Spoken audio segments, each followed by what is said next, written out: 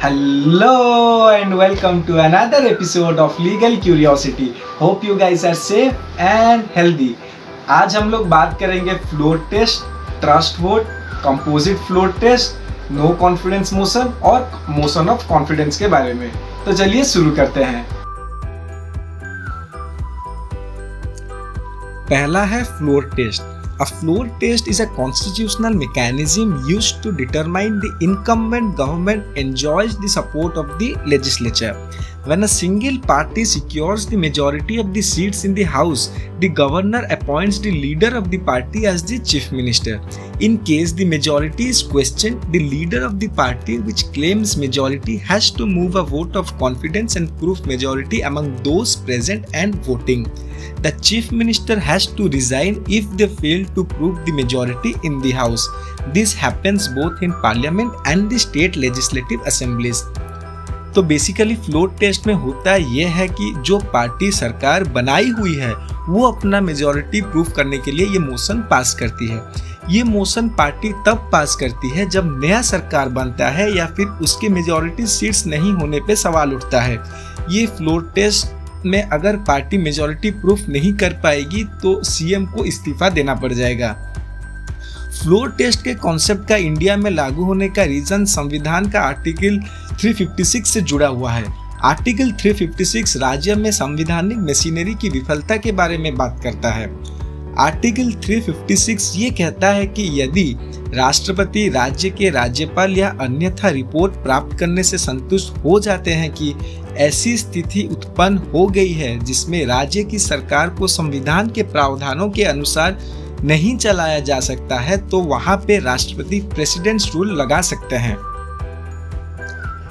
SR Bommai versus union of India 1994 के case में supreme court राज्यपाल का ये आर्बिट्रेरी पावर पे रिस्ट्रिक्शन लगाने के लिए फ्लोर टेस्ट का कॉन्सेप्ट लाए ताकि असेंबली के फ्लोर में ही पता चल सके कि एक पार्टी के पास मेजॉरिटी है कि नहीं। बिना फ्लोर टेस्ट के गवर्नर के पास बहुत ज़्यादा आर्बिट्रेरी पावर हो जाता था। फ्लोर टेस्ट के मैकेनिज्म के आने के बाद ये पावर थोड़ा चेक हो गया है, लेकिन फ्लोर टेस्ट में अगर कोई पार्टी पास नहीं कर पाते हैं तो वहां पे प्रेसिडेंट रूल लागू हो सकता है। दूसरा है कंपोजिट फ्लोर टेस्ट जो बहुत सिमिलर है फ्लोर टेस्ट से, लेकिन ये बेसिकली एक क्विक फ्लोर टेस्ट है जिसमें गवर्नर एक स्पेशल सेशन बुलाते हैं और उसमें जितने मेंबर्स प्रेजेंट होते हैं और वोट करते हैं उससे डिसाइड होता है कि गवर्नमेंट के पास मेजॉरिटी है कि नहीं। 1998 में यूपी असेंबली में सुप्रीम कोर्ट के निर्देश के अनुसार एक कंपोजिट फ्लोर टेस्ट किया गया था ये देखने के लिए कि जगदम्बिका पाल या कल्याण सिंह के पास मेजॉरिटी है। ये ऑर्डर से पहले जगदम्बिका पाल एक दिन के लिए मुख्यमंत्री बने थे। आज 2019 के जनरल इलेक्शन के बाद ये बीजेपी के टिकट से सांसद हैं, पर इनको अभी भी वन डे सीएम के पहचान से ही जाना जाता है। ये एक बड़ा इंटरेस्टिंग पॉलिटिकल सीन हुआ था, इसके बारे में आप जरूर पढ़ना और नीचे कमेंट्स में बताना। नेक्स्ट देखते हैं नो कॉन्फिडेंस मोशन के बारे में। नो कॉन्फिडेंस मोशन बस लोकसभा में ही इंट्रोड्यूस किया जा सकता है। Rules of procedure and conduct in Lok Sabha ये बोलता है कि नो कॉन्फिडेंस मोशन को कोई भी लोकसभा का मेंबर ला सकता है और वो बिना कोई रीजन के भी ला सकते हैं, पर मिनिमम 50 मेंबर को ये मोशन एक्सेप्ट करना पड़ता है। अगर 50 मेंबर एक्सेप्ट नहीं करते हैं तो ये मोशन फेल हो जाएगा, लेकिन जब 50 मेंबर इसको एक्सेप्ट कर लेते हैं तो इस मुद्दे पे डिस्कशन होता है लोकसभा में और फिर इस पे वोटिंग होता है।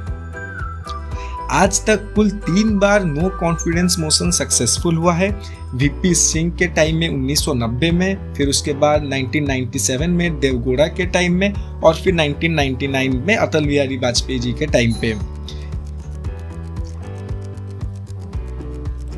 लास्ट है मोशन ऑफ कॉन्फिडेंस।